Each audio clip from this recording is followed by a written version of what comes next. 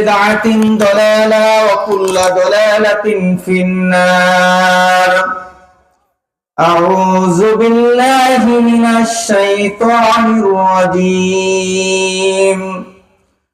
بسم الله الرحمن الرحيم. قل إن كنتم تحبون الله فاتبعوني يحببكم الله ويغفر لكم ذنوبكم والله غفور رحيم. ومن أحسن قولا ممن دعا إلى الله وعمل صالحا وقال إنني من المسلمين.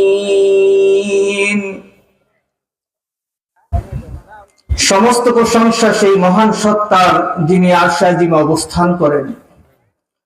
সমস্ত প্রশংসা সেই মহান সত্তার যিনি সমস্ত মাখলুকের রিজিকের ফয়সালা করে থাকেন। সমস্ত প্রশংসা সেই মহান সত্তার যিনি সমস্ত মাখলুকের জীবন এবং মৃত্যু দিয়ে থাকেন। শান্তি বর্ষিত হোক আখিরি পয়গম্বর, সর্বকালের সর্বশ্রেষ্ঠ মহামানব আল্লাহ সুবহানাহু ওয়া তাআলার অত্যন্ত পছন্দনীয় লোক মুহাম্মদুর রাসূলুল্লাহ সাল্লাল্লাহু আলাইহি ওয়াসাল্লামের উপর। সম্মানিত দিনদার মুসলিম ভাইরা, আজকে দোয়াইল বিলপাড়া আদর্শ যুব কাফেলার উদ্যোগে আয়োজিত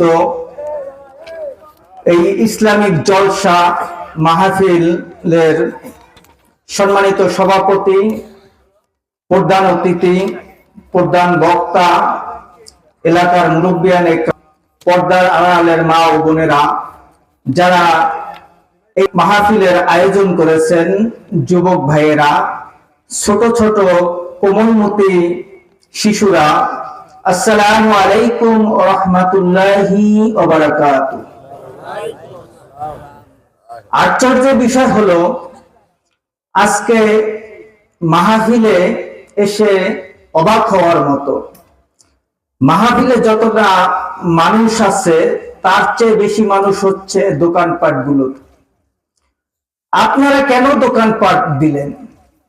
কেন দোকানপাট দেওয়ার পারমিশন দিলেন?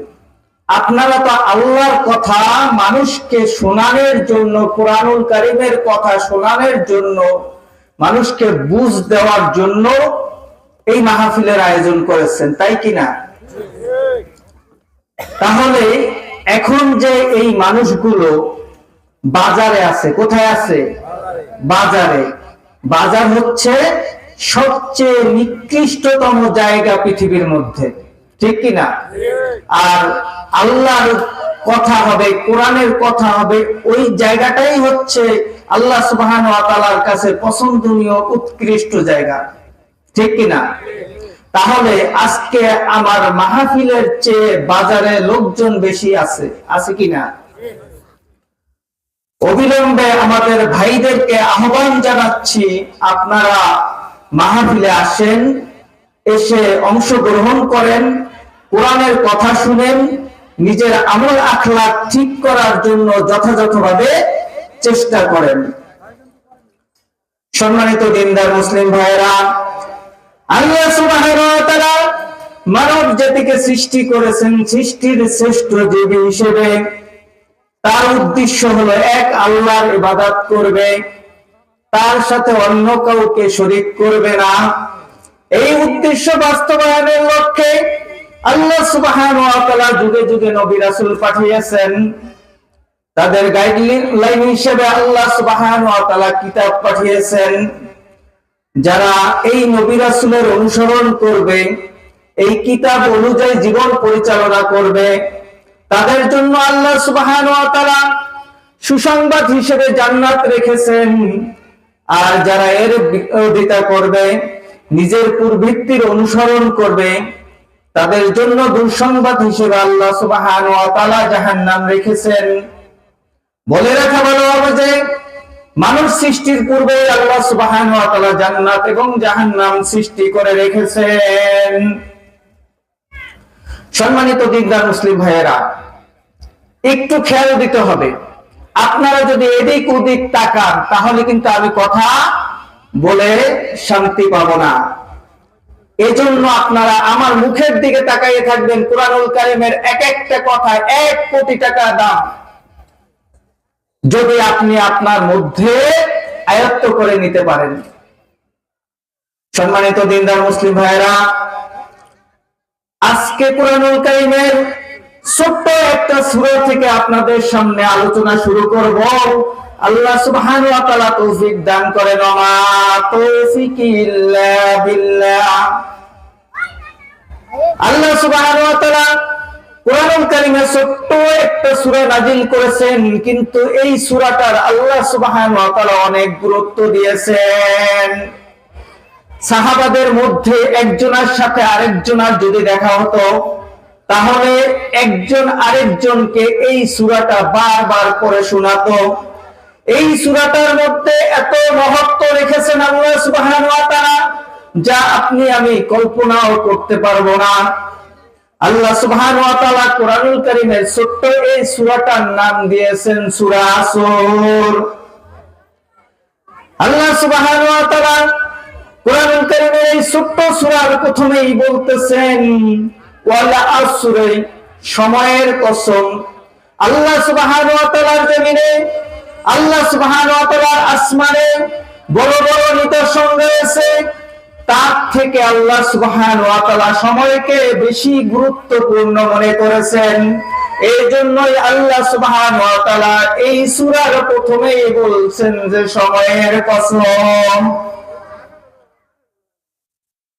আল্লাহ সুবহানাহু ওয়া তাআলার জমিনে আপনি যদি খেয়াল করেন দেখবেন যে বড় বড় পর্বতমালা রয়েছে, বড় বড় মরুভূমি রয়েছে, সমুদ্র মহাসমুদ্র রয়েছে।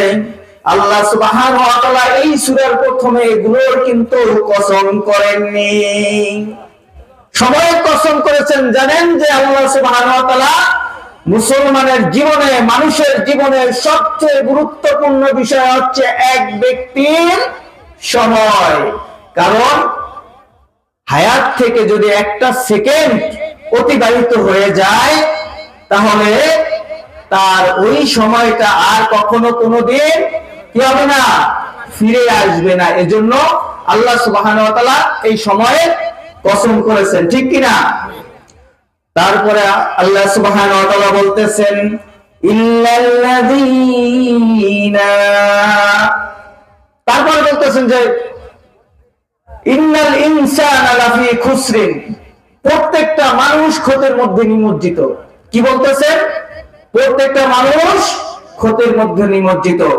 এখানে আল্লাহ সুবহানাহু ওয়া তাআলা কাউকে কি করেন নাই, বাছাই করেন নাই। আলেম ওলামা, পীর মাশায়েখ, ধনী গরীব, রাজা বাদশা, কাউকে আল্লাহ সুবহানাহু ওয়া তাআলা বলছেন না, সকলকে ঢালাও ভাবে আল্লাহ সুবহানাহু ওয়া তাআলা কি বলছেন, সকল মানুষ ক্ষতির মধ্যে নিমজ্জিত। তারপরে আল্লাহ সুবহানাহু ওয়া তাআলা আপনাকে আমাকে আশার আলো দেখিয়েছেন। কি করেছেন? আশার আলো দেখিয়েছেন। কি বললেন?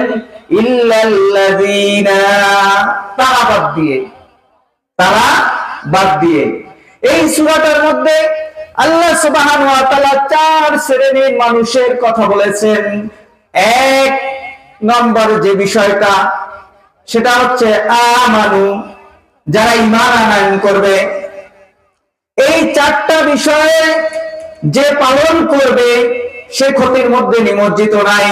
এক নম্বর হচ্ছে আমানু, যারা ঈমান আনয়ন করবে। যারা কি করবে? ঈমান আনয়ন করবে। 2 নম্বর হচ্ছে ওয়ামিলুস সালিহাত, যারা আমলে সালেহ করবে, নেক আমল করবে, ভালো আমল করবে, শিরকি বেদাতি কুফরি আমল করবে না। কি করবে না? শিরকি বেদাতি কুফরি আমল করবে না। যারা সৎ আমল করবে, নেক আমল করবে, ভালো আমল করবে। 1 নম্বর বিষয় পালা আমানু, যারা ঈমান আনয়ন করবে। 2 নম্বর বিষয় হচ্ছে আমিলুস সালিহাত, যারা আমলে সলেহ করবে, নেক আমল করবে, ভালো আমল করবে, আল্লাহ দেখানো আমল করবে রাসূল সাল্লাল্লাহু আলাইহি সাল্লামের পদ্ধতিতে। কার পদ্ধতিতে? রাসূল সাল্লাল্লাহু আলাইহি সাল্লামের পদ্ধতিতে।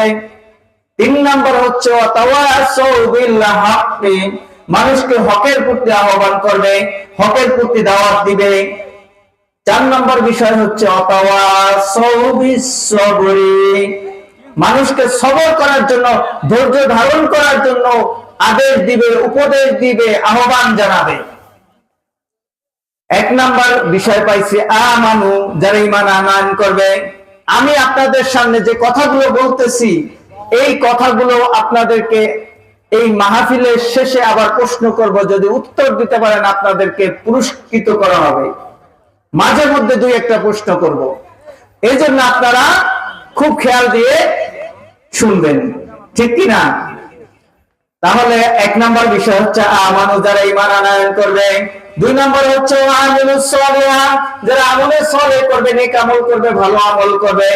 3 নাম্বার হচ্ছে তাওয়াসউ বিল হাক্কি, মানুষকে হকের প্রতি দাওয়াত দিবে, হকের প্রতি আহ্বান করবে। 4 নাম্বার হচ্ছে তাওয়াসউ বিস সবরি, মানুষকে সবর করার জন্য আহ্বান করবে, বলবে, আদেশ দিবে। এই 4টা কাজ যে ব্যক্তি করবে সে ক্ষতির মধ্যে নিমজ্জিত নেই। আল্লাহ সুবহানাহু ওয়া তাআলা বলেছেন, আপনি আমি এমন একজন ব্যক্তি আছে যে বলতে পারবে দাঁড়িয়ে যে আমি প্রতিদিন এই 4টা কাজ করি? আছে কেউ?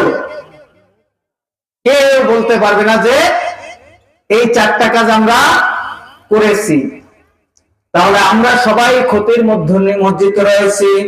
1 নম্বর বিষয়টা যে আপনি আমি ঈমান আনয়ন করব, ঈমান সম্পর্কে আপনার আমার কি ধারণা রয়েছে? ঈমানের তো হকিকত 3টি। ঈমানের হকিকত কয়টি? 3টি। ইকরার বিল লিসান, মুখে স্বীকার করা, ইকরার করা, মুখে বললাম আশহাদু আল্লা ইলাহা ইল্লাল্লাহ ওয়া আশহাদু আন্না মুহাম্মাদার রাসূলুল্লাহ, আমি সাক্ষী দিলাম আল্লাহ এক আর মুহাম্মদ সাল্লাল্লাহু আলাইহি ওয়াসাল্লাম আল্লাহর প্রেরিত বান্দা ও রাসূল। সাক্ষী দিলাম, এটা কিন্তু 1 নাম্বার বিষয়, ইকরার বিল লিসান, মুখে স্বীকার করলাম। 2 নাম্বার বিষয় হচ্ছে তাসদীক বিল জিনান, অন্তরে বিশ্বাস করলাম। কি করলাম? অন্তরে বিশ্বাস করলাম যে আল্লাহ এক, রব এক, আর মুহাম্মদ সাল্লাল্লাহু আলাইহি ওয়াসাল্লাম আল্লাহর রাসূল, তাকে আমাদের কাছে পাঠানো হয়েছে রাসূল হিসেবে। এটা অন্তরে কি করলাম? বিশ্বাস করলাম। 3 নাম্বার হচ্ছে, 3 নাম্বার বিষয়টা খুব কঠিন। এই দুইটা খুবই সহজ, মুখে বলাও সহজ আর অন্তরে বিশ্বাস করাও সহজ। 3 নম্বর বিষয় হচ্ছে আমাল বিল আরকান, আমলে পরিণত করা, কাজে পরিণত করা। এতক্ষণ যে দুটা বললাম তার বাস্তবায়ন করাই হচ্ছে আমাল বিল আরকান। আল্লাহ সুবহানাহু ওয়া তাআলা তার রাসূলের মাধ্যমে আমাদের কাছে যাহা কিছু পাঠিয়েছেন তা আমাদের ব্যক্তি জীবনে, পারিবারিক জীবনে, সমাজে, রাষ্ট্রীয় জীবনে চর্চা করা, এর অনুযায়ী জীবন পরিচালনা করাই হচ্ছে আমাল বিল আরকান, ঠিক কিনা? আমরা কি বুকে হাত দিয়ে বলতে পারবো যে এই 3টা কাজই আমাদের মধ্যে আছে? এখন যদি আপনাদেরকে বলা হয় যে আপনারা একটু হাত জাগান যে আমরা কে কে ঈমানদার আছি, ঈমান আনয়ন করছি, আমরা তো বংশগত মুসলিম, আমরা বংশগত মুসলিম, যার কারণে আমাদের নতুন করে কলেমায়ে শাহাদা পড়তে হয় না, পড়তে হয়। আমরা বংশগত মুসলিম, আমরা মনে করতেছি এই ঈমানটা, এই মুসলিমগিরি আমার অক্ষত রয়েছে আর থাকবে কিয়ামত পর্যন্ত, মৃত্যু পর্যন্ত। এটা কি ঠিক নেই? এইটা কি ঠিক? এইটা ঠিক না। ঈমান যদি আপনার নাম হয় আব্দুল্লাহ, আপনার বাপ যদি হয় হাজী, আপনার দাদা যদি হয় হাজি, আপনার বাড়ি যদি মসজিদের পাশে হয়, তাহলে আপনি ইমানদার হতে পারলেন না।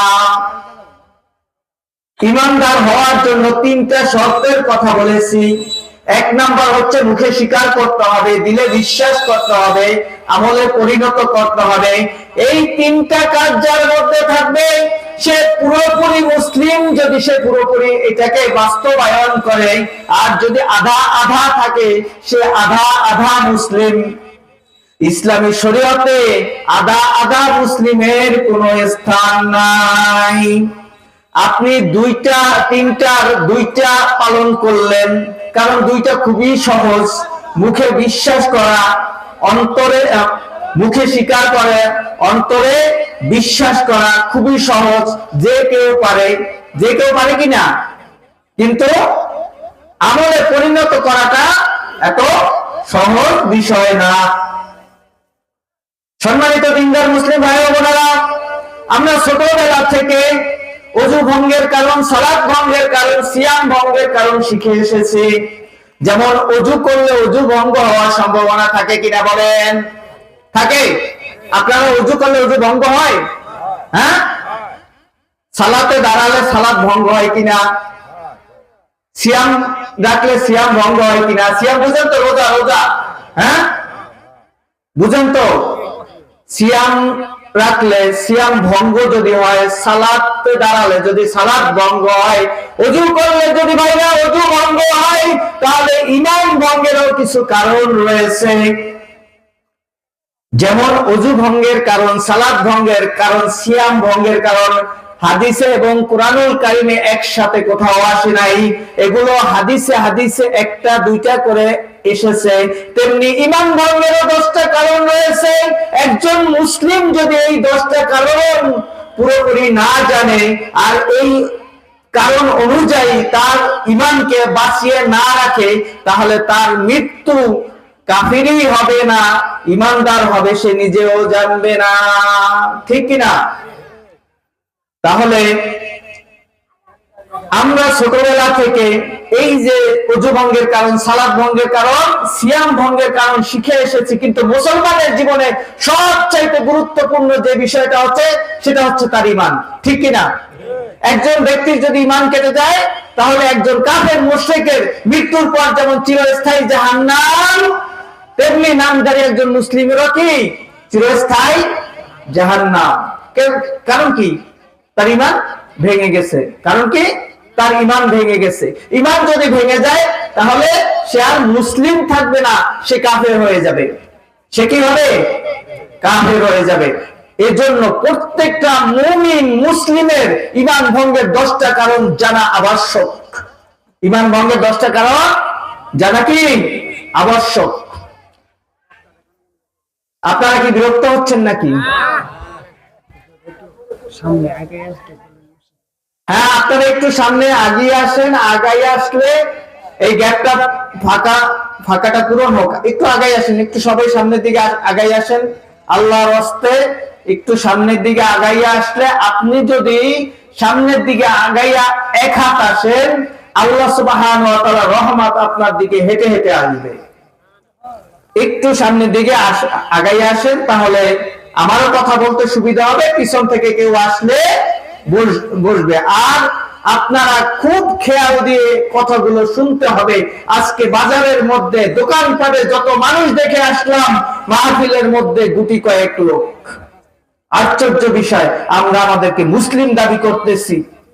মৃত্যুর ভয় মানুষের মধ্যে বিন্দু পরিমাণ যদি থাকতো, ইসলামী জলসা এইভাবে মানুষ অবহেলা করে ইসলামী জলসা থেকে, মাহফিল থেকে উঠে চলে যেতে পারতো না, আর দোকানপাটে আড্ডাবাজি করতে পারতো না। ঠিক কিনা বলেন? সম্মানিত দিনদার মুসলিম ভাইয়েরা, ঈমান ভঙ্গের যে 10টি কারণ রয়েছে, আপনারা খুব মনোযোগ দিয়ে শুনবেন, খুব মনোযোগ দিয়ে শুনবেন। ঈমান ভঙ্গের 1 নাম্বার কারণ হচ্ছে আল্লাহ সুবহানাহু ওয়া তাআলার সাথে শরীক করা। ঈমান ভঙ্গের 1 নাম্বার কারণ হচ্ছে আল্লাহ সুবহানাহু ওয়া তাআলার সাথে শরীক করা, অংশীদারিত্ব সাব্যস্ত করা। এখানে গুটি কয়েক লোক আল্লাহ সুবহানাহু ওয়া তাআলার খাস বান্দা রয়েছেন, যারা এই কোরআনুল কারীমের কথা, এই জলসার মেহমান এসে যে কথাগুলো বলতেছে তারা খুব মনোযোগ দিয়ে শুনতেছে, আর কিছু কিছু মানুষ এই কথাগুলোকে কি করতেছে, অবজ্ঞা করতেছে, অবহেলা করতেছে। আমি যদি এখানে কোনো কিচ্ছা কাহিনী গল্প গুজব করতাম, মানুষের সয়লা হয়ে যেত, কিন্তু মানুষের জীবনে সবচেয়ে গুরুত্বপূর্ণ যে বিষয়টা তার ঈমান, এই ঈমান নিয়ে কথা বলতেছি, কিন্তু মানুষজন এখানে উপস্থিত হচ্ছে না। সম্মানিত দিনদার মুসলিম ভাই ও বোনেরা, আল্লাহ সুবহানাহু ওয়া তাআলা আমাদেরকে তার সাথে অংশীদারিত্ব সাব্যস্ত করতে কোরআনুল কারীমে বহু সংখ্যক আয়াত নাযিল করেছেন। তাহলে আমাদের এক নাম্বার কারণ হচ্ছে কি, আল্লাহর সাথে শরীক করা। এক নাম্বার কারণ কি, আল্লাহর সাথে শরীক করা। ঈমান ভঙ্গের দুই নাম্বার কারণ হচ্ছে আল্লাহ এবং বান্দার মাঝে মাধ্যম স্থির করা। ঈমান ভঙ্গের দুই নাম্বার কারণ কি, আল্লাহ এবং বান্দার মাঝে মাধ্যম স্থির করা। ঈমান ভঙ্গের তিন নাম্বার কারণ হচ্ছে কাফের মুশরিককে কাফের মুশরিক মনে না করা। ঈমান ভঙ্গের তিন নাম্বার কারণ কি, কাফের মুশরিককে কাফের মুশরিক মনে না করা। ঈমান ভঙ্গের চার নাম্বার কারণ হচ্ছে ইসলামের কোন বিষয় নিয়ে ঠাট্টা বিদ্রুপ করা। ঈমান ভঙ্গের চার নাম্বার কারণ কি, ইসলামের কোন বিষয় নিয়ে ঠাট্টা বিদ্রুপ করা। ঈমান ভঙ্গের পাঁচ নাম্বার কারণ হচ্ছে জাদু করা, জাদু শিক্ষা দেওয়া এবং জাদুর সাথে সম্পর্কিত কোন কার্যক্রমের সাথে জড়িত থাকা। ঈমান ভঙ্গের ছয় নাম্বার কারণ হচ্ছে মুসলমানদের বিরুদ্ধে গিয়ে কাফের মুশরিকদেরকে সাহায্য সহযোগিতা করা। ঈমান ভঙ্গের সাত নাম্বার কারণ হচ্ছে মুহাম্মদ সাল্লাল্লাহু আলাইহি ওয়াসাল্লামের আনিত দ্বীনের কোন একটি বিষয়কে অপছন্দ করা। ঈমান ভঙ্গের সাত নাম্বার কারণ কি, মুহাম্মদ সাল্লাল্লাহু আলাইহি ওয়াসাল্লামের আনিত দ্বীনের কোন একটি বিষয়কে অপছন্দ করা। ঈমান ভঙ্গের আট নাম্বার কারণ হচ্ছে আল্লাহ সুবহানাহু ওয়া তাআলার সৃষ্টির মধ্যে কাউকে আল্লাহর মতো করে ভালোবাসা।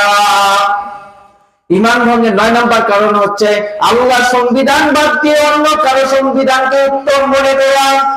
ঈমান ভঙ্গের নয় নাম্বার কারণ কি, আল্লাহ সংবিধানকে বাদ দিয়ে অন্য কারো সংবিধানকে উত্তম মনে করা।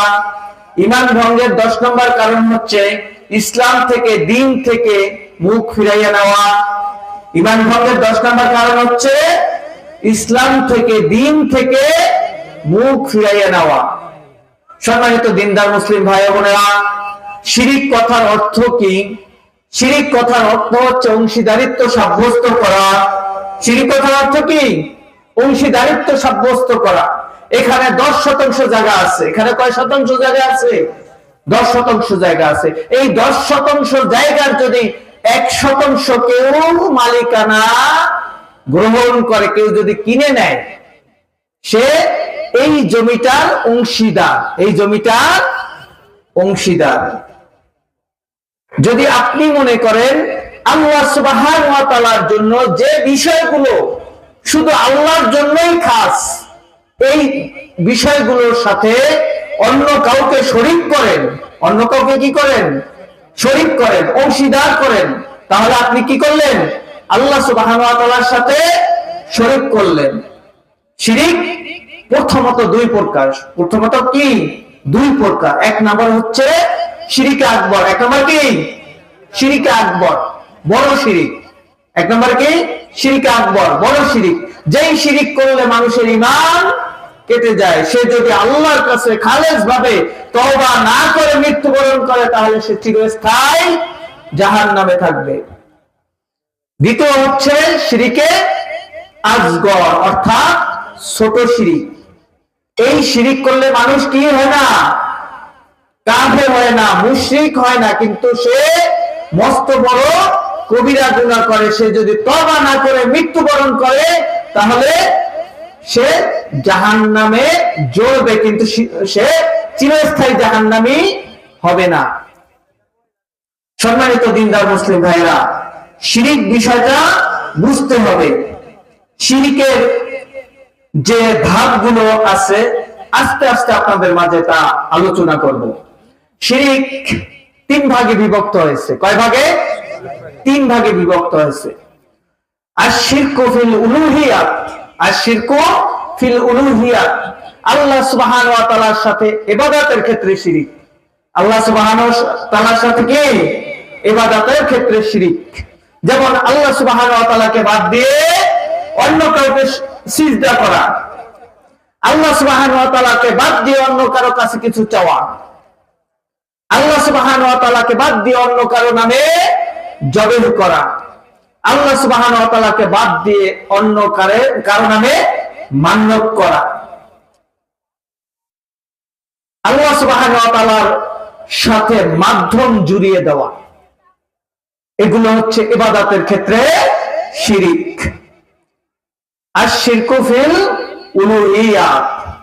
দ্বিতীয় হচ্ছে আশ-শিরকু ফিল রুবুবিয়াত, আল্লাহ সুবহানাহু ওয়া তাআলার সার্বভৌমত্বের ক্ষেত্রে শিরিক। আল্লাহ সুবহানাহু ওয়া তাআলার সার্বভৌমত্বের ক্ষেত্রে শিরিক। ইনিল হুকমু ইল্লা লিল্লাহ, আল্লাহর জমিনে একমাত্র আল্লাহর আইন চলবে, আল্লাহর হুকুম চলবে, আল্লাহ সুবহানাহু ওয়া তাআলা বলে দিয়েছেন। আজকে আমাদের মুসলিম অধ্যুষিত দেশ বাংলাদেশ হওয়ার পরও মানুষ বলে সকল ক্ষমতার উৎস জনগণ। নমরুদের মতো এত ক্ষমতাশীল ব্যক্তি একটা মশার কাছে হার মেনে গেছে আর বলে যে মানুষ সকল ক্ষমতার উৎস। ফিরাউন যে নিজেকে নিজে আল্লাহ দাবি করলো, এই ফিরাউনকে আল্লাহ সুবহানাহু ওয়া তাআলা তাকে নীলনদে চুবাইয়ে মারছে। এত ক্ষমতাশালী, সে বলতো কি আমি আল্লাহ, কি বলতো আমি আল্লাহ। তাকে আল্লাহ সুবহানাহু ওয়া তাআলা সমুদ্রে ডুবাইয়া মারছে। তো আপনি কিভাবে বলেন যে সকল ক্ষমতার উৎস জনগণ? আপনার আক্কেল জ্ঞান দেখে হতভম্ব হওয়া ছাড়া আর কোনো উপায় নাই। 3 নম্বর হচ্ছে আশ-শিরকু ফিল আসমাই ওয়াস সিফাত, আল্লাহ সুবহানাহু ওয়া তাআলার নামগত শিরিক। আল্লাহ সুবহানাহু ওয়া তাআলার নাম হচ্ছে রাজ্জাক। আমাদের সমাজে রাজ্জাক নাম আছে মানুষের। আপনি কি বলেন, এ রাজ্জাক আয়? আপনি এই কথা কোন সাহসে কিসের ভিত্তিতে বললেন? রাজ্জাক হচ্ছে রিজিক দাতা। রাজ্জাক কি? রিজিক দাতা। তাকে আপনি রিজিক দাতা বানিয়ে দিলেন। আপনার এত বড় আস্পর্ধা কিভাবে হয়, কিভাবে সম্ভব? পৃথিবীর এমন কোন মানুষ আছে যে একবেলা একটা দানা মানুষের মুখে তুলে দেওয়ার মতো আছে? সেই রিজিক দাতাকে আপনি বলতেছেন একটা মানুষের সাথে তুলনা করে। আল্লাহ সুবহানাহু ওয়া তাআলার যে সিফাতি নামগুলো রয়েছে, ওই নামগুলো যদি কারো মধ্যে থাকে তার সাথে আব্দুল যোগ করতে হবে। যেমন আব্দুর রাজ্জাক, আব্দুর রহমান, আব্দুল খালেক, ঠিক কিনা? আব্দুল খালেক হচ্ছে আব্দুল আল্লাহর গোলাম, আল্লাহর গোলাম। ভুলেও এই কাজ কখনো করতে যাবেন না। আল্লাহ সুবহানাহু ওয়া তাআলার যে সিফাতি নামগুলো আছে, এই নামগুলো ধরে কাউকে কি করবেন না? ডাকবেন না। ডাকলে তার সাথে আব্দুল যোগ করে নেবেন, তাহলে আপনি আর এই শিরিকের মধ্যে পতিত হবেন না। সম্মানিত দিনদার মুসলিম ভাইয়েরা, আপনি আমি যদি শিরিক করি তাহলে সবচেয়ে বড় 5টা ক্ষতির সম্মুখীন হতে হবে। আপনি আমি যদি আল্লাহ সুবহানাহু ওয়া তাআলার সাথে শরীক করে তাহলে কি হবে? 5টা বড় ক্ষতির সম্মুখীন হতে হবে। তার 1 নাম্বার ক্ষতি হচ্ছে আপনি আমি যদি তওবা করে মৃত্যুবরণ না করি চিরস্থায়ী জাহান্নামে জ্বলতে হবে। 2 নাম্বার ক্ষতি হচ্ছে আপনার আমার জন্য আল্লাহ তাআলা জান্নাতকে হারাম করে দিবেন। 3 নাম্বার ক্ষতি হচ্ছে আপনার আমার গুনাহ আল্লাহ সুবহানাহু ওয়া তাআলা মাফ করবেন না।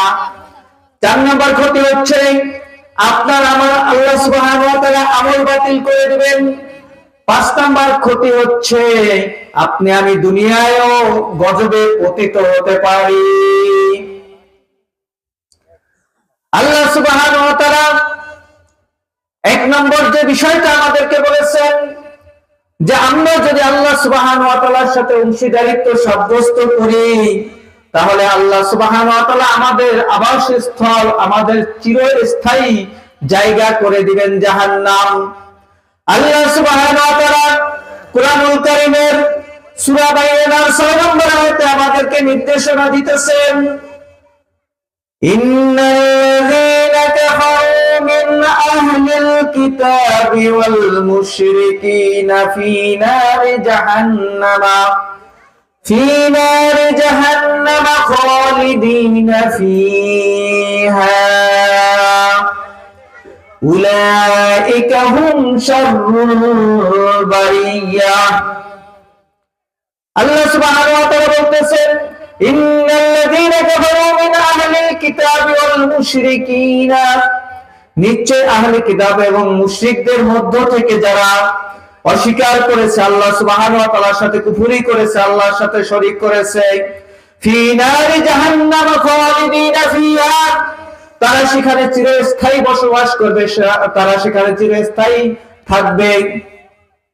উলাইকা হুম শাররুল বারিয়া, তারা হচ্ছে সৃষ্টির মধ্যে সবচাইতে অধম, তারা সৃষ্টির মধ্যে সবচাইতে অধম। আপনি আমি কি অধম হতে চাই? আপনি আমি কি আল্লাহ সুবহানাহু ওয়া তাআলার যে হুকুম আহকাম মেনে আল্লাহর সাথে শরীক না করে তাওহীদকে বুঝে মৃত্যুবরণ করতে চাই কিনা? আমার ঈমানকে অক্ষত রেখে আমার মৃত্যুবরণ করতে হবে, ঠিক কিনা? আমার ঈমান ভঙ্গ হওয়ার যে কারণগুলো আছে, এই কারণগুলো থেকে আপনাকে আমাকে বিরত থাকতে হবে। তাহলে এক নম্বর বিষয়ে পাইলাম, যদি আল্লাহ সুবহানাহু ওয়া তাআলার সাথে শরীক করি তাহলে চিরস্থায়ী জাহান্নামে কি হতে হবে? পতিত হতে হবে, চিরস্থায়ী জাহান্নামে জ্বলতে হবে। আল্লাহ সুবহানাহু ওয়া তাআলার সাথে কোনোভাবেই শরীক করা যাবে না। যদি নিজে অজান্তে শরীক হয়ে যায় তাহলে আল্লাহ সুবহানাহু ওয়া তাআলার কাছে খালেস তওবা করে মাফ নিয়ে তারপরে মৃত্যুবরণ করতে হবে। মৃত্যুর কি কোনো গ্যারান্টি আছে? তাহলে আজকে এই মুহূর্তেই আল্লাহ সুবহানাহু ওয়া তাআলার কাছে তওবা করতে হবে, কারণ এখান থেকে আমরা সবাই বাড়িতে ফিরে যেতে পারবো এর কোনো গ্যারান্টি আছে? নাই। এজন্য আমাদেরকে এই মুহূর্তে আল্লাহর কাছে অনুতপ্ত হতে হবে যে আল্লাহ, আমি এই কাজ করেছি, আমি ভুলে নিজের অজান্তে বা জেনে করেছি, আপনি আমাকে মাফ করে দেন। আল্লাহ সুবহানাহু ওয়া তাআলা মাফ করে দিবেন। দুই নম্বর বিষয় হচ্ছে, যদি কোনো ব্যক্তি আল্লাহ সুবহানাহু ওয়া তাআলার সাথে শরীক করে তার জন্য আল্লাহ সুবহানাহু ওয়া তাআলা জান্নাতকে হারাম করে দিবেন। সূরা মায়েদা আয়াত নং 72, সূরা মায়েদা আয়াত নং কত? 72। আপনি খুলে দেখেন, আমি আপনাকে নাম্বার দিয়ে গেলাম, আমার কথা আপনার বিশ্বাস করার দরকার নাই। আপনি নিজে কোরআনুল কারীম খুলে দেখেন এই কোরআনুল কারীমে আল্লাহ সুবহানাহু ওয়া তাআলা এই কথা বলছেন কিনা। আল্লাহ সুবহানাহু ওয়া তাআলা বলতেছেন, ইন্নাহু মান ইউশরিক বিল্লাহি ফাকাদ হারামাল্লাহু আলাইহিল জান্নাহ ওয়া মাওয়াহুন নার ওয়া মা লিয-যালিমিনা মিন আনসার। আল্লাহ সুবহানাহু ওয়া তাআলা বলতেছেন, ইন্নাহু মান ইউশরিক বিল্লাহ, নিশ্চয়ই যে কেউ আল্লাহর সাথে অংশীদারিত্ব সাব্যস্ত করবে, আল্লাহর সাথে শরীক করবে, ফাকাদ হারামাল্লাহু আলাইহিল জান্নাহ, তার জন্য আল্লাহ সুবহানাহু ওয়া তাআলা জান্নাতকে হারাম করে দিবেন। ওয়া মাওয়াহুন নার, এবং তার আবাসস্থল হবে জাহান্নাম, তার আবাসস্থল জাহান্নাম। ওয়া মা লিয-যালিমিনা মিন আনসার, আর এই জালেমদের জন্য, এই খারাপ লোকদের জন্য, এই পাপীদের জন্য আল্লাহ সুবহানাহু ওয়া তাআলা কোনো সাহায্যকারী রাখবেন না, তাদের কোনো সাহায্যকারী থাকবে না, ঠিক কিনা? আল্লাহ সুবহানাহু ওয়া তাআলা আমাদেরকে এই শিরিক থেকে মুক্ত রাখুক, এই শিরিক থেকে মুক্ত রাখুক।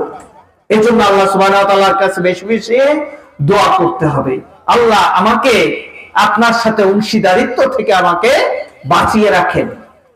তাহলে আল্লাহ সুবহানাহু ওয়া তাআলা আপনাকে আমাকে সাহায্য করবেন। শয়তান হচ্ছে আমাদের প্রকাশ্য শত্রু, শয়তান আমাদের কি প্রকাশ্য শত্রু। সে আমাদের অন্তরে বসবাস করে। কি করে? অন্তরে বসবাস করে। এই শয়তান থেকে যদি বিরত থাকতে হয়, বেশি বেশি আউযু বিল্লাহি মিনাশ শাইতানির রাজিম পড়তে হবে। সম্মানিত দিনদার মুসলিম ভাইয়েরা, তারপরে যে ক্ষতিটার কথা বলবো 3 নম্বরে, যদি আপনি আমি আল্লাহ সুবহানাহু ওয়া তাআলার সাথে অংশীদারিত্ব সাব্যস্ত করি, তাহলে আপনার আমার গুনাহ আল্লাহ সুবহানাহু ওয়া তাআলা মাফ করবেন না। আল্লাহ সুবহানাহু ওয়া তাআলা কোরআনুল কারীমের সূরা নিসার 116 নম্বর আয়াতে বলতেছেন, ইন্নাল্লাহা লা ইয়াগফিরু মান ইউশরাকা বিহি ওয়া ইয়াগফিরু মা দুনা যালিকা ويغفر ما دون ذلك لمن يشاء ويشرك بالله فقد ضل ضلالا بعيدا। আল্লাহ সুবহানাহু ওয়া তাআলা বলতেছেন, ইন্নাল্লাহ, নিশ্চয় আল্লাহ, ইয়াগফিরু, ক্ষমা করবেন না, আইয়ুশরাকা বিহি, তার সাথে শরীক করাকে। তার সাথে কি? শরীক করাকে। وَيَغْفِرُ مَا دُونَ ذَلِكَ لِمَن يَشَاءُ, এ ব্যতীত যত প্রকার গুনাহ আছে আল্লাহ সুবহানাহু ওয়া তাআলা যাকে ইচ্ছা কি করবেন? ক্ষমা করে দিবেন। কি করবেন? ক্ষমা করে দিবেন। আপনি জিনা করেছেন, চুরি করেছেন, ডাকাতি করেছেন, ঘুষ খেয়েছেন, সুদ খেয়েছেন, যত প্রকার গুনাহ আছে আল্লাহর জমিনে সব আল্লাহ সুবহানাহু ওয়া তাআলা ক্ষমা করে দিতে পারেন, যাকে খুশি তাকে, যাকে খুশি তাকে। কিন্তু আল্লাহ সুবহানাহু ওয়া তাআলা শিরকে গুনাহ মাফ করবেন না। ওয়া ইশরিক বিল্লাহি ফাকাদ দাল্লা দালালান বাঈদা। আর এই আল্লাহ সুবহানাহু ওয়া তাআলার সাথে শরীক করা সবচেয়ে বড় দলালা, জঘন্যতম দলালা, জঘন্যতম পাপ, জঘন্যতম অপরাধ। আল্লাহ সুবহানাহু ওয়া তাআলার সাথে কি করা? শরীক করা। আল্লাহ রাসূল সাল্লাল্লাহু আলাইহি ওয়াসাল্লাম বলেন, ক্বালা আল্লাহু তাআলা ইয়া ইবনি আদম লাউ আতাইনি বিতুরাবি আবদি খাতায়া ওয়া লা তুশরিক বিহি শাইয়া। আল্লাহ রাসূল সাল্লাল্লাহু আলাইহি ওয়াসাল্লাম বলতেছেন, আল্লাহ তাআলা বলেন যে, হে আদম সন্তান, তুমি যদি আসমান জমিন পরিমাণ পাপ নিয়ে আমার কাছে আসো, আর এই পাপের মধ্যে যদি শিরকের গুনাহ না থাকে, কিসের গুনাহ? শিরকের গুনাহ না থাকে, তাহলে আমি তোমার এই আসমান জমিন পাপের পরোয়া করি না। আমি যাকে ইচ্ছা তাকে এই আসমান জমিন পরিমাণ পাপ ক্ষমা করে দিব। জোরে বলেন না সুবহানাল্লাহ। আল্লাহ সুবহানাহু ওয়া তাআলা আপনাকে আমাকে এই কথাই বলেছেন, কারণ আল্লাহ সুবহানাহু ওয়া তাআলা তার সাথে অংশীদারিত্ব কোনোভাবে সহ্য করেন না। আজকে আমাদের সমাজের একটা কথা আপনাদেরকে বলি। একটা ছেলে একটা মেয়েকে বিবাহ করে আনলো। এই ছেলেটা 1 সপ্তাহ হয়েছে, 10 দিন হয়েছে, বা 1 মাস হয়েছে, 1 বছর হয়েছে, সে বিবাহ করছে। এই মেয়েটা যদি অন্য কোন পরপুরুষের সাথে ফোনে আলাপ করে, দেখা করে, কথা বলে, ঘনিষ্ঠ কিছু করে, তাহলে কি এই পুরুষটা কোনোভাবেই সহ্য করবে কিনা? করে? তুমি তো মাত্র 1 সপ্তাহ 1 মাস বিবাহ করছো, তুমি তো 1 মাসের বেশি খাওয়াও নাই, অথচ আল্লাহ রাব্বুল আলামিন তোমাকে 60 বছর, 70 বছর, 80 বছর, 100 বছর পর্যন্ত লালন পালন করতেছেন। সেই রবের সাথে তুমি কিভাবে শরীক করো? ঠিক কিনা? এটা আল্লাহ সুবহানাহু ওয়া তাআলা কখনো সহ্য করবে? সামান্য তুমি 1 বছর, 2 বছর হইলে 10 বছরই তুমি খাওয়াইলা, তাতেই তুমি সহ্য করতেছো না, তোমার ভাগ আরেকজনকে দিয়ে দিতেছে এই জন্য। অথচ আল্লাহ সুবহানাহু ওয়া তাআলা তোমাকে এত বছর খাওয়ালেন, পড়ালেন, শ্বাস প্রশ্বাস করার সুযোগ দিলেন, দিচ্ছেন কিনা? আপনি আমি যদি আজকে অসুস্থ হয়ে যাই, আপনার আমার শ্বাস প্রশ্বাস করার ক্ষমতা না থাকে, আপনার আমার যদি অক্সিজেন লাগানো লাগে, তাহলে প্রতিদিন আপনার আমার পিছনে কত টাকা এই অক্সিজেনের পিছনে ব্যয় হবে? ব্যয় হবে কিনা? এইরকম যদি 1 মাস, 1 বছর, 2 বছর, 5 বছর, 10 বছর যদি এরকম অক্সিজেন লাগানো লাগতো, তাহলে পৃথিবীতে কোনো মানুষ কি লাস্টিং করত, বেঁচে থাকতে পারত? অথচ এই মহান রব আপনাকে আমাকে 10 বছর, 20 বছর, 50 বছর নয়, 80 বছর, 100 বছর পর্যন্ত এই অক্সিজেন ফ্রিতে দিচ্ছেন। কিসে? ফ্রিতে। আপনার কাছে টাকা পয়সা নিচ্ছে? আপনার কাছে কি চাচ্ছে আল্লাহ সুবহানাহু ওয়া তাআলা? আল্লাহ সুবহানাহু ওয়া তাআলা চাচ্ছে ইবাদত। আল্লাহ সুবহানাহু ওয়া তাআলা বলতেছেন, ওয়া মা খালাকতুল জিন্না ওয়াল ইনসা ইল্লা লিয়াবুদুন। আমি মানুষ আর জিন জাতিকে সৃষ্টি করেছি আমার ইবাদত করার জন্য। আল্লাহ সুবহানাহু ওয়া তাআলা আপনার কাছ থেকে কি চাচ্ছেন? ইবাদত চাচ্ছেন, যার বিনিময়ে আল্লাহ সুবহানাহু ওয়া তাআলা আপনাকে এই নাজ নিয়ামতগুলো দিচ্ছেন। একবার খেয়াল করেন, আল্লাহ সুবহানাহু ওয়া তাআলার কাছে যে গিয়ে হাজির হবেন, কি নিয়ে হাজির হবেন? আল্লাহ সুবহানাহু ওয়া তাআলার কাছে কি জবাব দিবেন? খাওয়া দাওয়া ফুর্তি করে দুনিয়া মস্ত করে এটা? মৃত্যুর কোন মানুষের চিন্তাই নাই। মানুষ মৃত্যুকে কখনো আমরা স্মরণ করি না, কিন্তু আমাদের পূর্বপুরুষরা যারা চলে গেছে তাদের থেকে আমাদের কি শিক্ষা নেওয়া উচিত? আমাদের বেশি বেশি কবরস্থানে যাওয়া উচিত, মৃত্যু ব্যক্তিদের কথা স্মরণ করা উচিত, কারণ এরা কিছুদিন আগে আমাদের সাথে ছিল কিনা? আজকে তারা আমাদের কাছে নাই। তারা কবরে কি অবস্থায় আছে কেউ কি জানে? তারা ভালো আছে না তাদের উপর আযাব গজব হচ্ছে কেউ জানে? জানে না। অতএব আমাদেরকে কিন্তু এখনই শুধরাতে হবে, এখনই শুধরাতে হবে। আমাদের কিন্তু সময় নাই, সময় কিন্তু বেশি নাই, আর নিঃশ্বাসেরও কিন্তু কোনো বিশ্বাস নাই, যে কোনো মুহূর্তে মালাকুল মউত চলে আসবে। সম্মানিত দিনদার মুসলিম ভাইরা, যে কথাই ছিলাম আমি 3 নম্বর বিষয়টা বলেছি, আল্লাহ সুবহানাহু ওয়া তাআলার সাথে কোনো ব্যক্তি যদি শরীক করে, অংশীদারিত্ব সাব্যস্ত করে, তাহলে তার গুনাহ আল্লাহ সুবহানাহু ওয়া তাআলা কি করবেন না? ক্ষমা করবেন না। মৃত্যুর পরে, মৃত্যুর আগে কি করতে হবে? আল্লাহ সুবহানাহু ওয়া তাআলার কাছে ক্ষমা চেয়ে নিতে হবে। 3 নম্বর বিষয় হচ্ছে, 4 নম্বর বিষয় হচ্ছে, আল্লাহ সুবহানাহু ওয়া তাআলার সাথে শরীক করা সবচেয়ে বড় পাপ। সবচেয়ে কি বড় পাপ? আল্লাহ সুবহানাহু ওয়া তাআলা কুরআনুল কারীমের সূরা লুকমানের 13 নম্বর আয়াতে আল্লাহ সুবহানাহু ওয়া তাআলা বলতেছেন, ওয়া ইয ক্বালা লুকমান লিইবনিহি ইয়াইযু ইয়া বুনাইয়া লা তুশরিক বিল্লাহ ইন্নাশ শিরকা লাযুলমুন আযীম। আল্লাহ সুবহানাহু ওয়া তাআলা বলতেছেন, লুকমান আলাইহিস সালামের যে কথাটা আল্লাহ সুবহানাহু ওয়া তাআলার কাছে এত পছন্দনীয় হয়ে গেছে, কুরআনুল কারীমে আল্লাহ সুবহানাহু ওয়া তাআলা কোট করে দিয়েছেন, ঠিক কি না?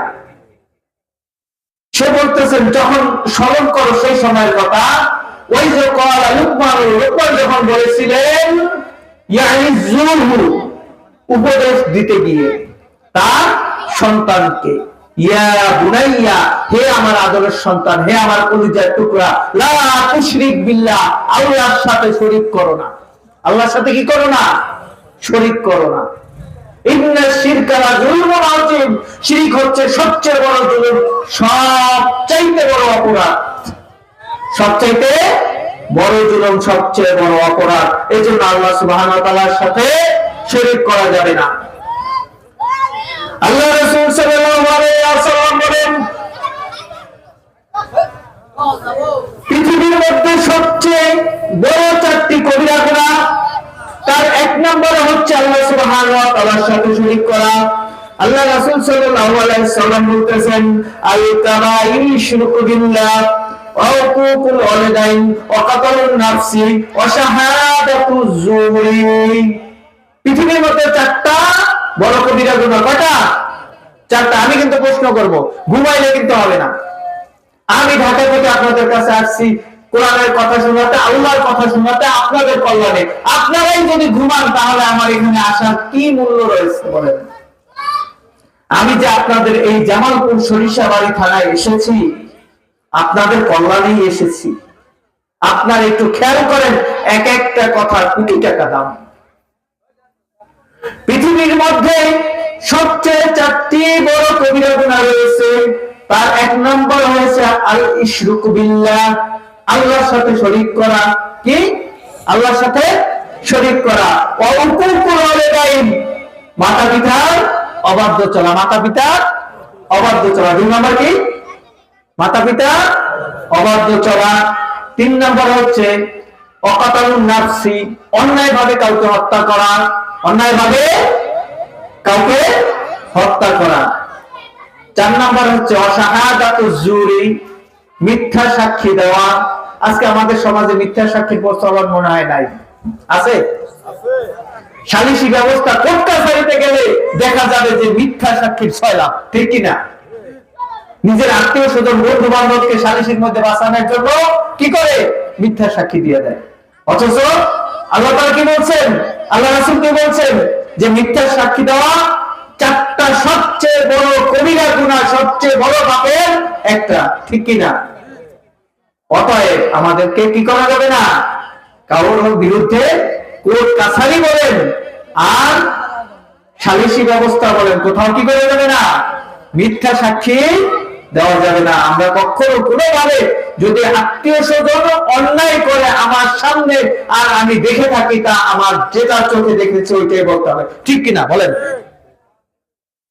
এই ওয়াদা করতে হবে আজকে মাহফিল থেকে যে জীবন যাবে কিন্তু আমরা মিথ্যা সাক্ষী দিব না। এই মস্ত বড় কবিরা গুনায় পতিত হব না। আমরা একজন ভালো মানুষ হব, আল্লাহর সন্তুষ্টি অর্জন করব। আল্লাহ বলেছেন, আল্লাহ রাসূল বলেছেন, আমাদের এই কাজ কি করা যাবে না? মিথ্যা সাক্ষী দেওয়া যাবে না। ৫ নম্বর যে বিষয়টা, সেটা হলো আপনি আমি যদি আল্লাহ সুবহানাহু ওয়া তাআলার সাথে শরীক করি, আল্লাহ সুবহানাহু ওয়া তাআলার সাথে অংশীদারিত্ব সাব্যস্ত করি, তাহলে আপনার আমার সমস্ত আমল বাতিল করা হবে। আমাদের কি করা হবে? সমস্ত আমল বাতিল করা হবে। আল্লাহ সুবহানাহু ওয়া তাআলা বলেন, وَلَقَدْ أُوحِيَ إِلَيْكَ وَإِلَى الَّذِينَ مِنْ قَبْلِكَ لَئِنْ أَشْرَكْتَ لَيَحْبَطَنَّ أَعْمَالُكَ وَلَا تَكُونَنَّ مِنَ الْخَاسِرِينَ। আল্লাহ সুবহানাহু ওয়া তাআলা বলতেছেন তার নবীকে লক্ষ্য করে, হে নবী আপনি শুনুন, ওয়ালাকাদ উহিয়া ইলাইকা, আপনার কাছে ওহী করা হয়েছে। আপনার কাছে কি করা হয়েছে? ওহী করা হয়েছে, বার্তা পাঠানো হয়েছে। ওয়া ইলাল্লাযীনা মিন ক্বাবলিকা, আপনার পূর্বে যে নবীরা এসেছিল, যে রাসূলরা বার্তা নিয়ে এসেছিল মানব জাতির কল্যাণের জন্য, তাদের কাছেও কি করা হয়েছে? ওহী করা হয়েছে। লাইন আশরাকতা, আপনিও যদি আল্লাহ রাসূলকে আল্লাহ বলতেছেন, আপনিও যদি আল্লাহর সাথে শরীক করেন, ওয়ালা ইয়াহবাতান্না আমালুকা, তাহলে আপনারও সকল আমল কি করা হবে? বাতিল করে দেওয়া হবে। সর্বযুগে সর্বশ্রেষ্ঠ মহামানব, আল্লাহর সবচেয়ে প্রিয় বান্দা রাসূল, তাকে কি সতর্ক করতেছেন? আপনিও যদি আল্লাহর সাথে শরীক করেন তাহলে আপনারও সকল আমল কি করা হবে? বাতিল করা হবে। ওয়ালা তাকুনান্না মিনাল খাসিরিন, আর আপনিও ক্ষতিগ্রস্তদের মধ্যে অন্তর্ভুক্ত হবেন। আপনি কি হবেন? ক্ষতিগ্রস্তদের মধ্যে অন্তর্ভুক্ত হবেন। তাহলে আমরা শিরিক করলে 5টা ক্ষতির বিষয় জানতে পারলাম। 1 নম্বর ক্ষতি কি? 1 নম্বর ক্ষতি হচ্ছে আল্লাহ সুবহানাহু ওয়া তাআলার সাথে শরীক করলে চিরস্থায়ী জাহান্নামে থাকতে হবে। চিরস্থায়ী জাহান্নামে থাকতে হবে। 2 নম্বর বিষয় হচ্ছে জান্নাত হারাম হয়ে যাবে, তার আবাসস্থল হবে জাহান্নাম। 3 নম্বর বিষয় কি? সবচেয়ে বড় পাপ আল্লাহ তাআলা ক্ষমা করবেন না মৃত্যুর পরে। 4 নম্বর বিষয় হচ্ছে আল্লাহ সুবহানাহু ওয়া তাআলা সবচেয়ে বড় পাপ বলে ঘোষণা করছেন শিরককে, ঠিক কি না? 5 নম্বর বিষয় হচ্ছে সমস্ত আমল বাতিল করা হবে, সমস্ত আমল বাতিল করা হবে। সম্মানিত দিনদার মুসলিম ভাইয়েরা, ঈমান ভঙ্গের দ্বিতীয় কারণ হচ্ছে আল্লাহ এবং বান্দার মাঝে মাধ্যম স্থির করা, আল্লাহ এবং বান্দার মাঝে মাধ্যম স্থির করা। আল্লাহ সুবহানাহু ওয়া তাআলা বলতেছেন সূরা কাফির 16 নম্বর আয়াতে, ওয়া নাহনু আকরাবু ইলাইহি মিন হাবলিল ওয়ারিদ, আমি আমার বান্দার ঘাড়ের শাহরগ অপেক্ষা নিকট। আল্লাহ সুবহানাহু ওয়া তাআলাকে সরাসরি ডাকতে হবে, চাইতে হবে আল্লাহ সুবহানাহু ওয়া তাআলার কাছে। আজকে আমাদের সমাজে একটা প্রচলন রয়েছে, কথা রয়েছে, যেমন বলে থাকে যে যদি প্রধানমন্ত্রী প্রাইম মিনিস্টারের কাছে যেতে হয় তাহলে মন্ত্রী ধরতে হবে, তার পিএ ধরতে হবে, তারপরে তার কাছে যেতে হবে। তেমনি আল্লাহকে পাইতে হলে কোন না কোন বুজুর্গ ব্যক্তিকে ধরতে হবে, তার মাধ্যমে আল্লাহ সুবহানাহু ওয়া তাআলার নৈকট্য অর্জন করতে হবে। অথচ আল্লাহ সুবহানাহু ওয়া তাআলা বলতেছে ওয়া নাহনু আকরাবু ইলাইহি মিন হাবলিল ওয়ারিদ, আমি আমার বান্দার ঘাড়ের শাহরগ অপেক্ষা নিকট। যে এত নিকটে থাকে তাকে ডাকতে, তার কাছে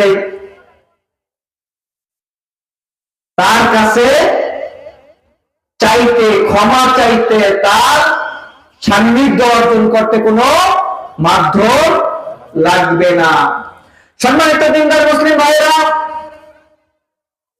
আসলে আমি মাহফিলে আসার আগে মাহফিল কমিটিকে বলেছিলাম আমাকে সর্বনিম্ন 1.5 ঘন্টা সময় দিতে হবে। কয় ঘন্টা? 1.5 ঘন্টা। আমাকে কাগজ দেওয়া হয়েছে যে সময় 10টা 5 মিনিট বাকি আছে। আমি আমার কথা গুছিয়েও আনতে পারলাম না, আমি আমার কথা শেষও করতে পারলাম না, ঠিক আছে? এটা আসলে মাহফিলের সিস্টেম না। আমি কি কোরআন হাদিস ছাড়া কথা বলতেছি? কোরআন থেকে দলিল দিয়ে বলতেছি না। তো 10টা বেজে গেছে, আমি কি এখন ছেড়ে দিব?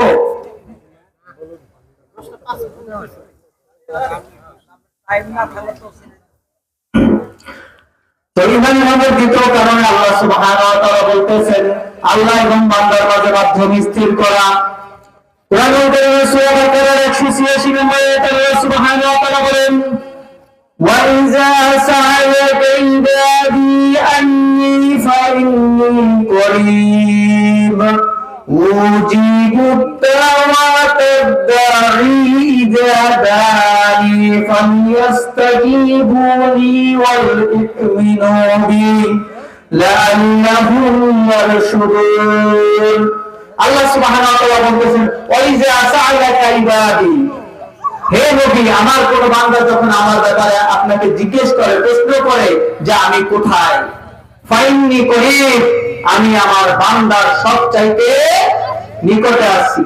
আল্লাহ সুবহানাহু ওয়া তাআলা কি বলতেছেন?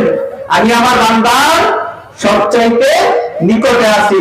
উজিবুদ দাওয়াতাদ দাঈ, যখন আমার কোন বান্দা আমাকে ডাকে, আমাকে স্মরণ করে, আমি বান্দার ডাকে সাড়া দেই। আল্লাহ বলছেন, আল্লাহ কি বলছেন? আল্লাহকে ডাকলে আল্লাহ সুবহানাহু ওয়া তাআলা সাড়া দিবেন। তাহলে আল্লাহ এবং বান্দার মাঝে কোনো মাধ্যম লাগবে না। আল্লাহ সুবহানাহু ওয়া তাআলাকে সরাসরি ডাকতে হবে, আল্লাহ সুবহানাহু ওয়া তাআলার কাছে সরাসরি চাইতে হবে। কোনো ভায়া মাধ্যম ধরলে কি হবে? ঈমান ভঙ্গের দ্বিতীয় কারণের মধ্যে পড়ে যেতে হবে। ঈমান ভঙ্গের তৃতীয় কারণ হচ্ছে কাফের মুশরিককে কাফের মুশরিক মনে না করা। ঈমান ভঙ্গের তৃতীয় কারণ কি? কাফের মুশরিককে কাফের মুশরিক মনে না করা।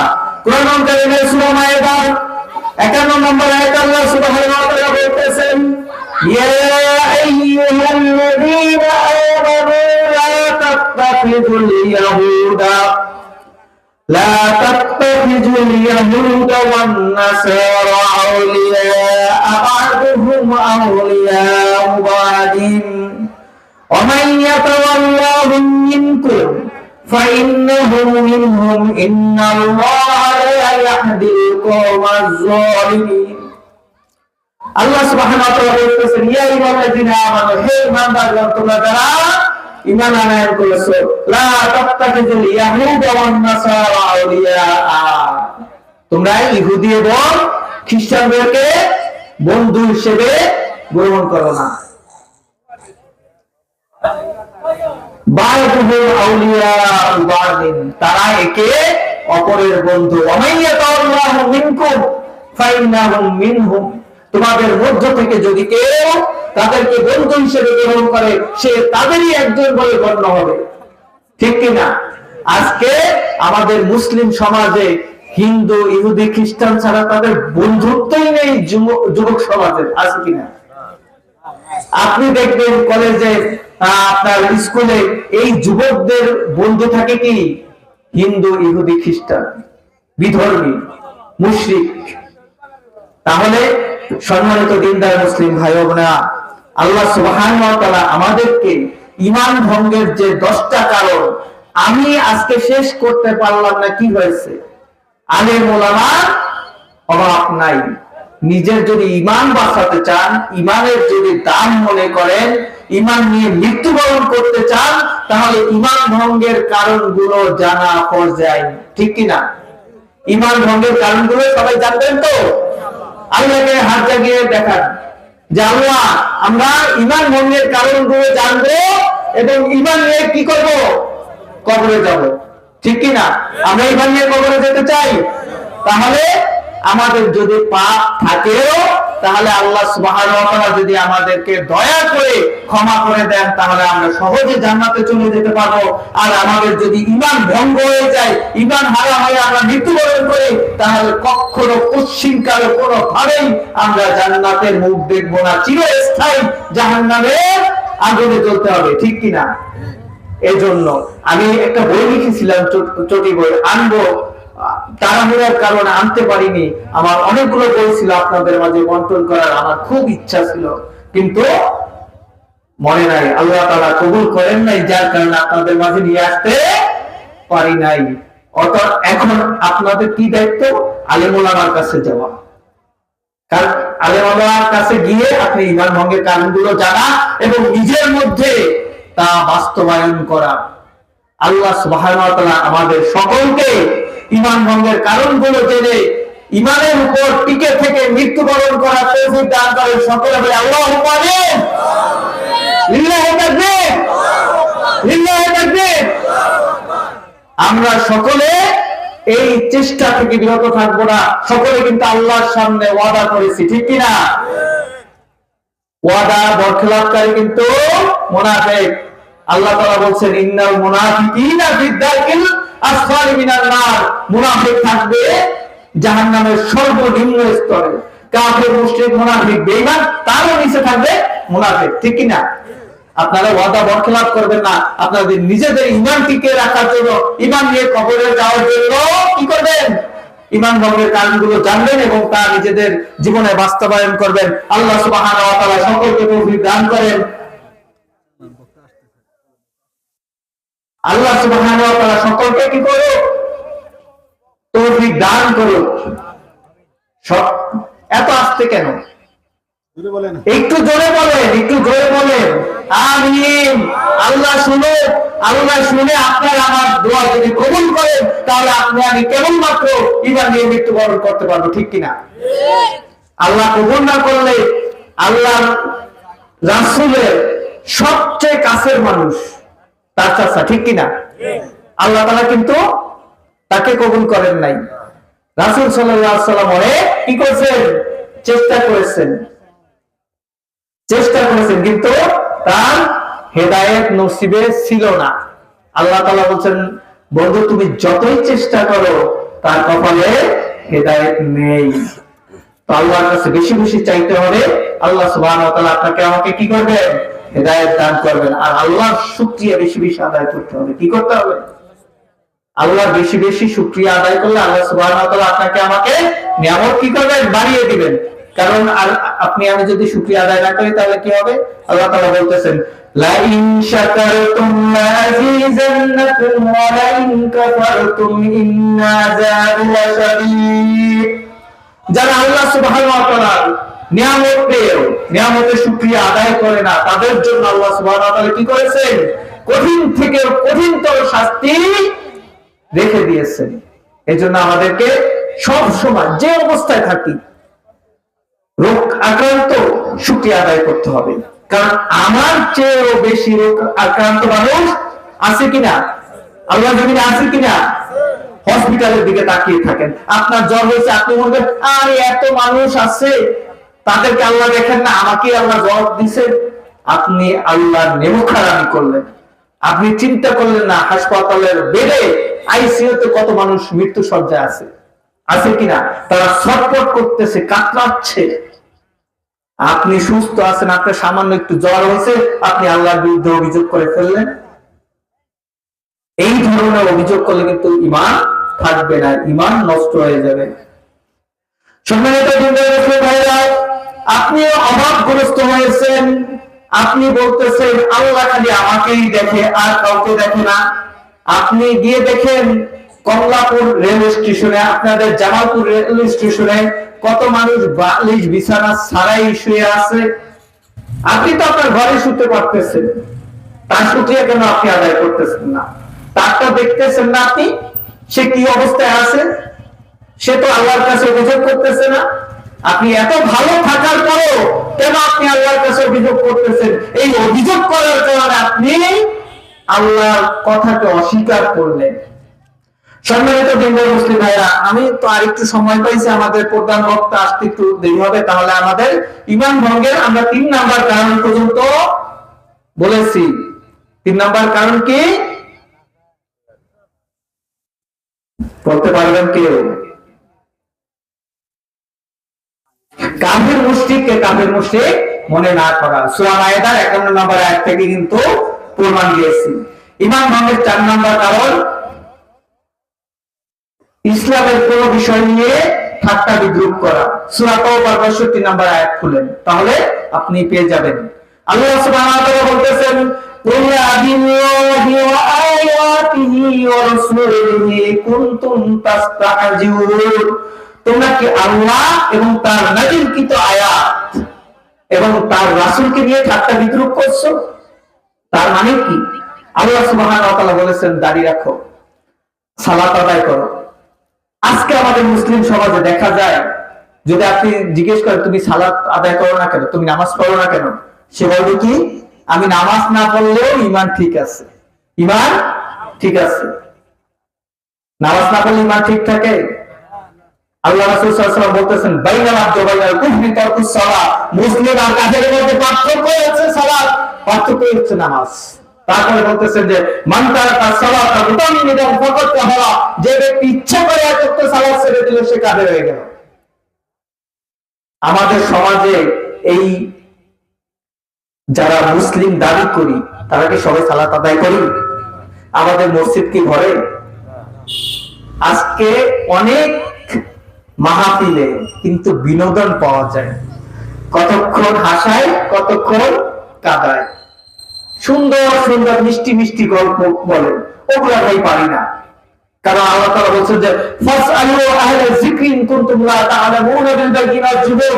সূরা নাহল 43 এবং 44 নম্বর আয়াত খুলে দেখেন। আল্লাহ তাআলা বলেছেন তোমরা জানো, জানা মানুষের কাছ থেকে প্রমাণ সহকারে। ফাসআলু আহলা যিকরি ইন কুনতুম লা তা'লামুনা বিল বাইয়িনাতি ওয়াজ যুবুর। তুমি কথা বলতে হলে প্রমাণ সহকারে বলতে হবে, প্রমাণ ছাড়া কোনো কথা বলা যাবে না। আল্লাহ সুবহানাহু ওয়া তাআলার কোরআনুল কারীমে 6236 টা আয়াত থাকতে আমার কিচ্ছা কাহিনী বলার কি দরকার আছে?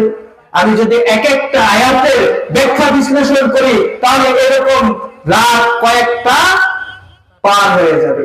তাহলে আমার কিচ্ছা কাহিনী কি দরকার আছে? ওয়াজ করা হচ্ছে ফরজ, ওয়াজ করা ফরজ, ওয়াজ করা আবার হারাম। ওয়াজ করতে হবে কোরআন থেকে, ওয়াজ করা লাগবে হাদিস থেকে। এই আয়াতের ব্যাখ্যা বিশ্লেষণ আপনি খুঁজে দেখেন, আমি তো নাম্বারই বলে দিলাম, সূরা নাহল 43 এবং 44 নম্বর আয়াত। আপনি বিশ্বাস করেন আর না করেন, আপনি কোরআন খুলেন, তাহলে আপনার কাছে স্পষ্ট হয়ে যাবে। ঈমান ভঙ্গের 5 নম্বর কারণ হচ্ছে জাদু করা, জাদু শিক্ষা দেওয়া এবং জাদুর সাথে সম্পর্কিত কোনো কার্যক্রমের সাথে জড়িত থাকা। আল্লাহ সুবহানাহু ওয়া তাআলা সূরা বাকারা 102 নম্বর আয়াতে বলতেছেন, ওয়াত্তাবাউ মা তাতলু শায়াতিন আলা মুলকি সুলাইমান ওয়া মা কাফারা সুলাইমান ওয়ালাকিন্না আশ-শায়াতিন কাফারু ইউআল্লিমুনা আন-নাসা আস-সিহরা। আল্লাহ সুবহানাহু ওয়া তাআলা বলতেছেন, ওয়াত্তাবাউ, তারা ইত্তেবা করতে, অনুসরণ করো, মা তাতলু শায়াতিন, শয়তান যা আবৃত্তি করে মানুষকে শোনাতো, মুলকে সুলাইমান, সুলাইমান আলাইহিস সালামের রাজত্বকালে। ওমা কাফারা সুলাইমান, সুলাইমান কুফরি করেননি। ওয়ালাকিন্না শায়াতিন কাফারু, শয়তান কুফরি করেছে। শয়তান কি করেছে? সে মানুষকে জাদু শিক্ষা দিয়েছে, সে মানুষকে তন্ত্র মন্ত্র শিক্ষা দিয়েছে। শয়তান কি করেছে? মানুষকে জাদু শিক্ষা দিয়েছে। এই জাদুর মাধ্যমে সুলাইমান আলাইহিস সালামের জমানায় মানুষ কি করত? হারুত আর মারুত ফেরেশতাকে আল্লাহ সুবহানাহু ওয়া তাআলা মানুষের বেশে পাঠিয়েছিলেন। সুলাইমান আলাইহিস সালামের জমানায় তারা মানুষকে জাদু শিক্ষা দিত, কিন্তু যারা চাইতো তাদেরকে শুধুমাত্র, তারা এই জাদু দিয়ে ভালো কিছু করতে পারতো না। তারা কি করতো? এই জাদু দিয়ে স্বামী স্ত্রীর মধ্যে বিচ্ছেদ ঘটাতো। কি করতো? স্বামী স্ত্রীর মধ্যে বিচ্ছেদ ঘটাতো। আল্লাহ রাসূল সাল্লাল্লাহু আলাইহি ওয়াসাল্লামের একটা হাদিস আপনাদেরকে স্মরণ করিয়ে দিই।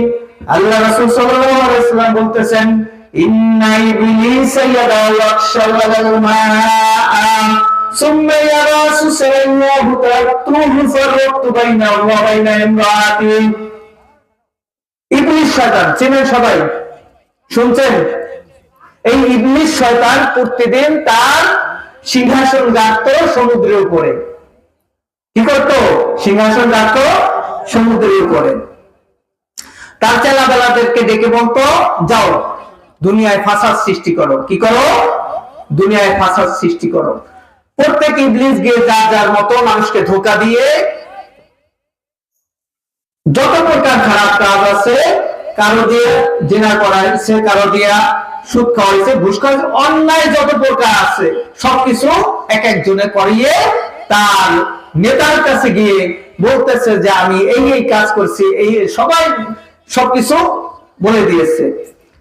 তো শয়তান বলতেছে, না তোমাদের কোনো এগুলো কিছু কাজই হয় নাই, এগুলো আল্লাহ সুবহানাহু ওয়া তাআলার কাছে যদি কেউ মাপ চায়, আল্লাহ সুবহানাহু ওয়া তাআলা কি করে দিবেন? মাফ করে দিবেন। এক শয়তান গিয়ে ইতিমধ্যে বলতেছে, জাহাবারা আমি স্বামী স্ত্রীর মধ্যে বিচ্ছেদ ঘটিয়েছি। কি করেছে? স্বামী স্ত্রীর মধ্যে বিচ্ছেদ ঘটিয়েছি। তখন মেইন ইবলিস বলে, সাবাস, তুমি একটা কাজের কাজ করেছো, তোমার মতো আর এই কাজ কেউ করতে পারে নাই। এই হাদিসের ব্যাখ্যা বিশ্লেষণে যেটা পাওয়া যায়, ইবলিস বেশি খুশি হওয়ার একটাই কারণ হচ্ছে, এই স্বামী স্ত্রী যখন বিচ্ছেদ হয়ে গেল, তাদের যদি দুইটা তিনটা একটা সন্তান থাকে, তারা চিরস্থায়ী গুমরাহ হয়ে গেল, বা তারা কখনো কোনোভাবে মানুষ হবে না। মা আর বাপ যদি না থাকে তাহলে সন্তান মানুষ হয়? একসাথে না থাকলে, মা বাপ একসাথে থাকার পরেও মানুষ হওয়া খুব কষ্টকর, ঠিক কিনা? হ্যাঁ।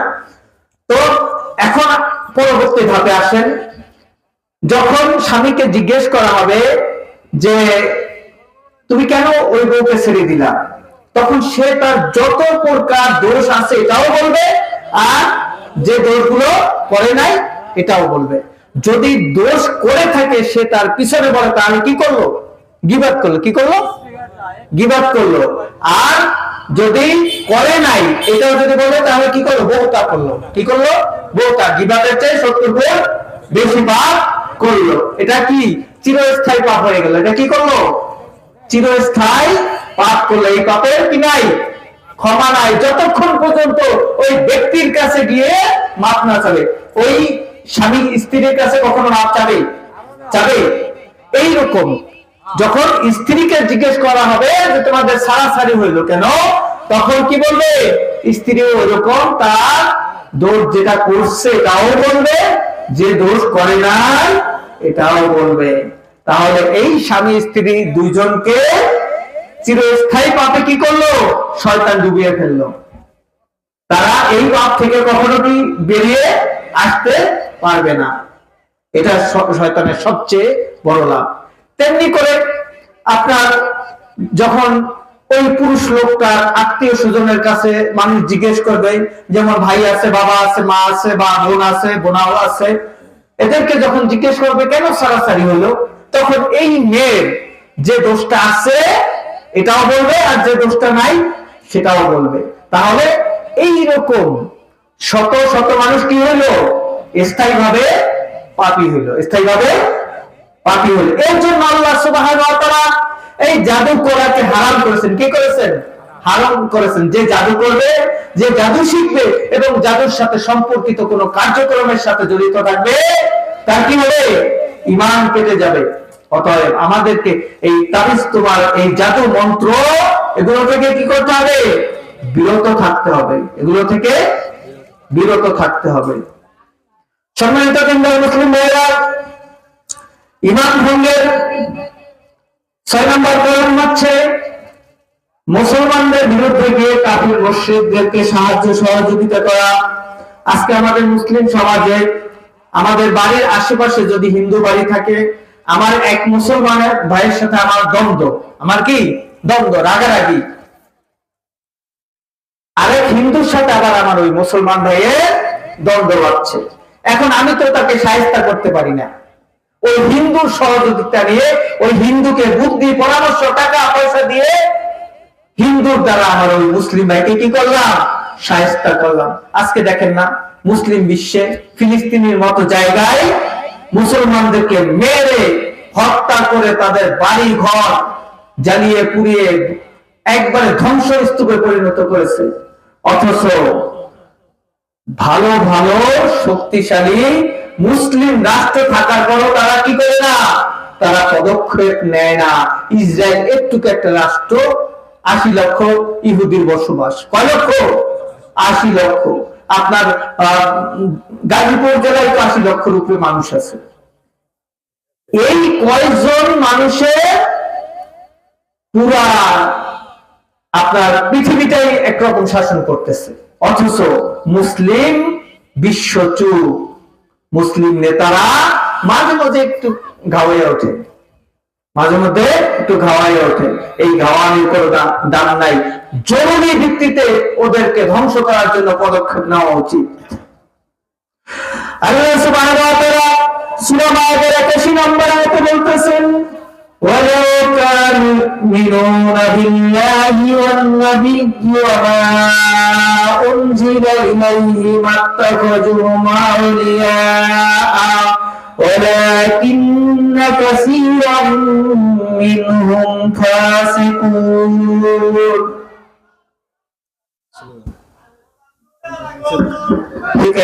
أشهد أن لا إله إلا أنت أستغفرك। السلام عليكم ورحمة الله وبركاته।